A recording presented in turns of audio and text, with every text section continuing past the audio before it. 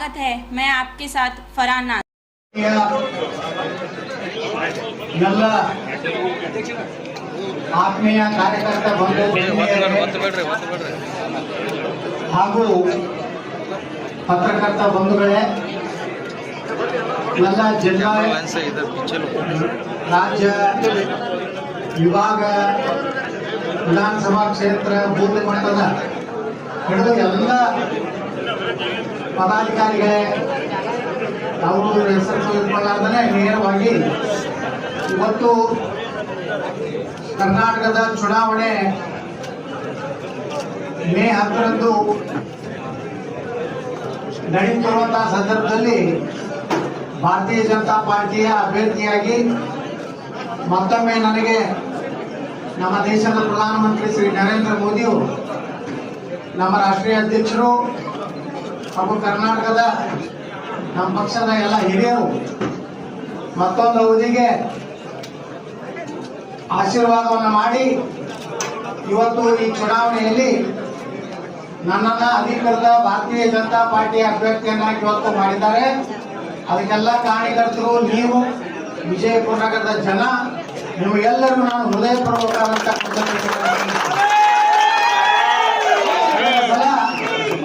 2018ರಲ್ಲಿ ತಾವೆಲ್ಲ ಸಾಕಷ್ಟು ಗೊಂದಲದಲ್ಲಿ ಸಹ ಅವತ್ತು ಉದ್ದೇಶಪೂರ್ವಕವಾಗಿ ಬೇರೆ ಒಂದು ಅಭ್ಯರ್ಥಿಯನ್ನು ನಿಲ್ಲಿಸಿದಾಗೂ ಸಹ ವಿಜಯಪುರ ನಗರದ ಜನ ಇವತ್ತು ಒಂದು ಐತಿಹಾಸಿಕ ನಿರ್ಣಯವನ್ನು ಕಳೆದ ವಿಧಾನಸಭಾ ಚುನಾವಣೆಯಲ್ಲಿ ತಾವೆಲ್ಲ ಕೊಟ್ಟಿದೆ. ಕಳೆದ 5 ವರ್ಷದಲ್ಲಿ 2 ವರ್ಷ ನಿಮ್ಗೆ ಗೊತ್ತಿದೆ, ಕರೋನಾದಿಂದ ನಾವು ಅಭಿವೃದ್ಧಿಯನ್ನ ಮಾಡಲಿಕ್ಕೆ ಆಗಿರಲಿಲ್ಲ. ಆದರೆ ಜನರ ಜೀವನವನ್ನು ಉಳಿಸುವ ಸಲುವಾಗಿ, ಜನರ ಸಮಸ್ಯೆಗಳನ್ನು ತಿಳ್ಕೊಂಡು ಪ್ರತಿಯೊಂದು ಬೂತ್ ಮಟ್ಟದವರೆಗೆ ಹೋಗಿ ನಮ್ಮ ಪಕ್ಷದ ಕಾರ್ಯಕರ್ತರು ನಾವೆಲ್ಲರೂ ಕೂಡಿ ಇವತ್ತು ಲಸಿಕಾ ಕಾರ್ಯಕ್ರಮವನ್ನು ಮಾಡೋದ್ರ ಮೂಲಕ ಅಲ್ಲಿ ಸುಮಾರು ಕೋಟ್ಯಾಂತರ ರೂಪಾಯಿ ಖರ್ಚು ಮಾಡಿ ಇವತ್ತು ಸಿದ್ದೇಶ್ವರ ಸಂಸ್ಥೆ, ಸಿದ್ದೇಶ್ವರ ಸೌಹಾರ್ದ, ನಮ್ಮೆಲ್ಲ ಹಿರಿಯರು, ಕಾರ್ಯಕರ್ತರು ಮತ್ತು ಸರ್ಕಾರಿ ವೈದ್ಯರು ಎಲ್ಲರೂ ಕೂಡಿ ಇಡೀ ಕರ್ನಾಟಕದಲ್ಲೇ ಸುಮಾರು 106% ಒಂದು ವ್ಯಾಕ್ಸಿನೇಷನ್ ಮಾಡೋದ್ರ ಮೂಲಕ ಕರ್ನಾಟಕದಲ್ಲೇ ನಂಬರ್ 1 ವಿಜಯಪುರ ನಗರದಲ್ಲಿ ಮಾಡುವಂತ 3 ವರ್ಷದಲ್ಲಿ ಅಭಿವೃದ್ಧಿಯನ್ನು ನೋಡ್ತಾ ಇದ್ದೀವಿ. ಯಾವ ರೀತಿ ವಿಜಯಪುರ ನಗರ ಇತ್ತು, ಇಲ್ಲಿ ಸುರಕ್ಷತೆ ಇರಲಿಲ್ಲ, ನಮ್ಮ ಜನ ಸುರಕ್ಷಿತವಾಗಿ ಅಡ್ಡಾಡುವಂತಹ ವಾತಾವರಣ ಇರಲಿಲ್ಲ, ಗುಂಡಾಗಿರಿ, ಅಭಿವೃದ್ಧಿ ಇಲ್ಲಾರ್ದೇ ಜನ ತತ್ತರಿಸಿ ಹೋಗಿದ್ರು. ಕುಡಿ ನೀರು ಇರ್ಬೋದು, ರಸ್ತೆ ಇರ್ಬೋದು, ಒಳಚರಂಡಿ ಇರ್ಬೋದು, ಸುರಕ್ಷತೆ ಇರ್ಬೋದು, ಇವೆಲ್ಲಗಳ ಒಂದು ದೊಡ್ಡ ಸಮಸ್ಯೆ. ಬಹುಶಃ ಭಾರತದಲ್ಲಿ ಇವತ್ತೇನು ಕರ್ನಾಟಕದಲ್ಲಿ ಒಂದು ರೀತಿ ಗುಂಡಾಗಿರಿಯ ನಗರ ಆಗಿತ್ತು. ಇಲ್ಲಿ ಜನಸಾಮಾನ್ಯ ಜೀವನ ಮಾಡಲಿಕ್ಕೆ ಸಾಧ್ಯ ಇಲ್ಲವಂತ ಪರಿಸ್ಥಿತಿ ಇತ್ತು. ಇದಕ್ಕೆಲ್ಲ ಗುಂಡಾಗಿರಿ ಬಂದಾಯ್ತು. ಇವತ್ತೆಲ್ಲ ನಮ್ಮ ಹೆಣ್ಮಕ್ಳಿಗೆ ಗೌರವಯುತವಾಗಿ ವಿಜಯಪುರ ನಗರದಲ್ಲಿ ಅಡ್ಡಾಡುವಂತ ವಾತಾವರಣ ನಿರ್ಮಾಣ ಆಯ್ತು. ಇತಿಹಾಸದಲ್ಲೇ ನಾವು ಎಂದೂ ಬಿಜಾಪುರದಲ್ಲಿ ಇಷ್ಟು ಹಣ ತಂದು ಅಭಿವೃದ್ಧಿ ಆಗಿದ್ದನ್ನ ನಾವು ನೋಡಿರಲಿಲ್ಲ. ಸಿಸಿ ರಸ್ತೆಗಳನ್ನು ನೋಡ್ತಾ ಇದ್ವಿ ನಾವು. ಈ ಕಚೇರಿ ಇಲ್ಲೇ ಮಕ್ಕಳ ಹೋದ್ಸಲ ಮಾಡಿದಾಗ ರಸ್ತೆ ಹೇಗಿತ್ತು, ಇವತ್ತೇನೋ ತಳಗ ನೀವು ಏನೋ ಹಾಸ್ಕೊಳ್ಳಾದ ಕೂತರು ಸಹಿತ ನಿಮ್ಮ ಪ್ಯಾಂಟಿಗೆ ಹೊಲಸತ್ಲಾರಂತ ರಸ್ತೆ ಇದು ವಿಜಯಪುರ ನಗರದಲ್ಲಿ. ಇದು ಅಭಿವೃದ್ಧಿ ಮತ್ತು ಹಿಂದುತ್ವವನ್ನು ನಾವು ಬಿಡಲಿಲ್ಲ. ಕೇವಲ ಭಾಷಣದಲ್ಲಿ ಹಿಂದುತ್ವವನ್ನು ಮಾತಾಡಲಿಲ್ಲ. ಇಲ್ಲಿ ವಿಜಯಪುರದಲ್ಲಿ ಒಂದು ಇತಿಹಾಸ ನಾವು ನಿರ್ಮಾಣ ಮಾಡಿದ್ವಿ. ಎಲ್ಲರಿಗೂ ಕೇಳ್ತಾರೆ ನನಗೆ, ನೀವು ಹೆಂಗೆ 1 ಲಕ್ಷಕ್ಕಿಂತ ಹೆಚ್ಚು ಅಲ್ಪಸಂಖ್ಯಾತರಲ್ಲಿ ನೀವು ಹೆಂಗೆ MLA ಆದ್ರೇನು ಅಂತ. ಆದ್ರೆ ನಾನು ಇಷ್ಟು ಮಾತ್ರ ಎಲ್ಲರಿಗೂ ಹೇಳ್ತಾ ಇದ್ದೇನೆ, ನಮ್ಮ ವಿಜಯಪುರ ಜನ ಸ್ವಾಭಿಮಾನಿಗಳು, ಯಾರಿಗೂ ಮಾರ್ಕೊಂಡು ಹೋಗುವಂತಹ ತಾಯಿಗಂಡರು ನಮ್ಮಲ್ಲಿ ಯಾರು ಇಲ್ಲ.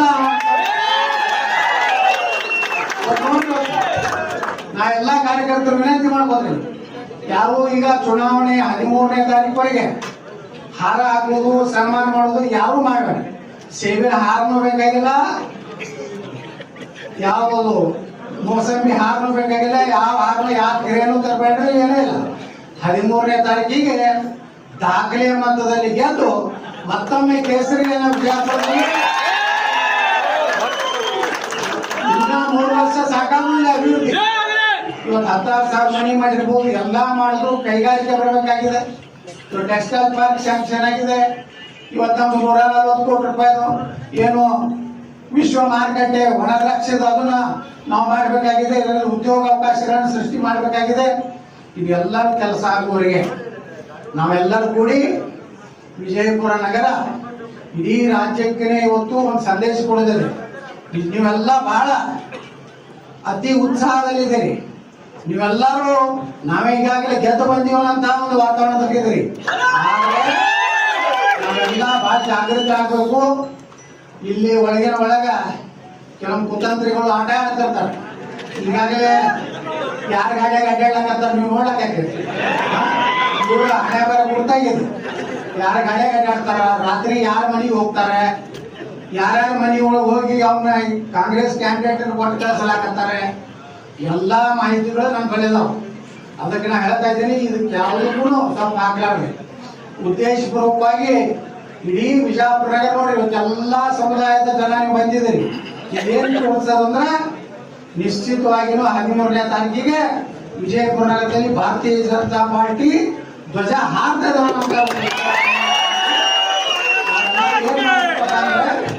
ಇವತ್ತೇನು ನಾಮಪತ್ರ ಆದ್ರೂ ನಾವು ಬಹಳ ದೊಡ್ಡ ಪ್ರಮಾಣದಲ್ಲಿ ಮಾಡೋ ಅವಶ್ಯಕತೆ ಇಲ್ಲ. ಅತಿ ಸರಳವಾಗಿ ನಾವು ಮಾಡೋಣ. ನಮಗೆ ಎಲ್ಲಾರ್ದು ಹೆಚ್ಚು ಒತ್ತೇಲಪ್ಪ ಅಂದ್ರೆ ವೋಟ್ ಮಾಡೋದು. ವೋಟ್ ಮಾಡಿದ ಇವತ್ತು ಅವ್ರು ಹೇಳಕತ್ತಾರೆ, ಯಾರು ಕಾಂಗ್ರೆಸ್ ಇರುವಂತ ಅಭ್ಯರ್ಥಿ 100ಕ್ಕೆ 100 ಮತದಾನ ಮಾಡಿದ್ವಿ ಅಂತ ಹೇಳ್ತಾ ಇದ್ದಾರೆ. ಹಾಗೆ ನಾವು 100ಕ್ಕೆ 100 ಮತದಾನ ಮಾಡಿದ್ರೆ ಕನಿಷ್ಠ 50,000 ಮತಗಳಿಂದ ವಿಜಯಪುರದಲ್ಲಿ ಸಾಧ್ಯ. ಅದಕ್ಕೆ ನಾವು ಏನ್ ಮಾಡ್ಬೇಕಪ್ಪ ಅಂದ್ರೆ ಮನೆ ಎಲ್ಲರಿಗೂ ಹೋಗಿ ಭೇಟಿ ಆಗ್ಬೇಕು. ವೋಟಿಂಗ್ ಸ್ವಲ್ಪ ಕರ್ಕೊಂಡು ಬಂದು ವೋಟ್ ಹಾಕ್ಸ್ಬೇಕು. ಹೊರಗಡೆ ಇರೋದಲ್ಲ, ನಮ್ಮ ಮಕ್ಕಳಿರ್ಬೋದು, ನಮ್ಮ ಸಂಬಂಧಿಕರಿರ್ಬೋದು, ಯಾರ್ಯಾರು ಹೊರಗಡೆ ಹೋಗ್ಯಾರ ಬೆಂಗಳೂರು ಮುಂಬೈನೋ ಏನೇ ಎಲ್ಲ ನಮ್ಮ ಜನ ಅದಾರ, ಅವ್ರ ಮತದಾರ ಯಾದಿ ಒಳಗಿದ್ರೆ ಅವ್ರನ್ನೆಲ್ಲ ವಿಜಯಪುರಕ್ಕೆ ಬರ್ಲಿಕ್ಕೆ ಹೇಳಿ ಒಂದು 90% ಈ ಸಲ ನಾವು ವೋಟಿಂಗ್ ಮಾಡ್ಬೇಕು. 10% ಎದಕ್ಕೆ ಹೇಳ್ತಾ ಇದ್ದೇನೆ ಅಂದ್ರೆ ಅದ್ರಾಗ ಎಷ್ಟೋ ಏನೋ ಪಾಪ ಉದ್ದೇಶ ಬಿಟ್ಟು ಹೊರಗಿರ್ತಾರೆ. ಅಲ್ಲಿ ಎಷ್ಟೋ ಜನರು ಸತ್ತವರು ಸಹಿತ ಅದ್ರಾಗ ಹೆಸರುಗಳು ಇರ್ತವೆ. ಕೆಲವು ಮಂದಿ ಯಾರಿಗೆ ಹಾಕಿದ್ರೆ ಏನಾಗೋದಪ್ಪ, ನಮ್ಮ ಮನೆ ಕಸ ನಾವೇ ಹುಡುಕ್ಬೇಕಂತ ಪುಣ್ಯಾತ್ಮರು ನಮ್ಮದ್ರಾಗ ಬಹಳ. ಅವ್ರು ತಿಲ್ಲಾ ಕೂಳಿಲ್ಲ ಅಂದ್ರೂ ಅವರು ಹೆಂಗಿರ್ತಾರಂದ್ರೆ ಅವ್ರು ಓಟ್ ಹಾಕ್ತಾರೆ. ನಮ್ಮವ್ರಿಗೆ ಏನಪ್ಪಾ ಅಂದ್ರೆ ಒಂದು ರೀತಿ ಏನಪ್ಪ ರಶ್ ಆಗ್ತದೆ. ಆದ್ರೆ ಈ ಸಲ ನಮ್ಮವರೆಲ್ಲ ಆ್ಯಪ್ ತಯಾರು ಮಾಡ್ಯಾರ. ನಿಮ್ಮ ಓಟ್ ಎಲ್ಲೈತಿ ಏನೈತಿ ಅಡ್ಡಾಡೋದು ಬೇಕಾಗಿಲ್ಲ. ಈಗಾಗಲೇ ಆ್ಯಪ್ ಖರೀದಿ ಮಾಡ್ಯಾರ. ಮೊನ್ನೆ ಮಹಾನಗರ ಪಾಲಿಕೆ ಚುನಾವಣೆ ಈ ಒಂದು ವಿಧಾನಸಭೆಗೆ ದಿಕ್ಸೂಚಿ ಸುಮಾರು 18 ಕಡೆ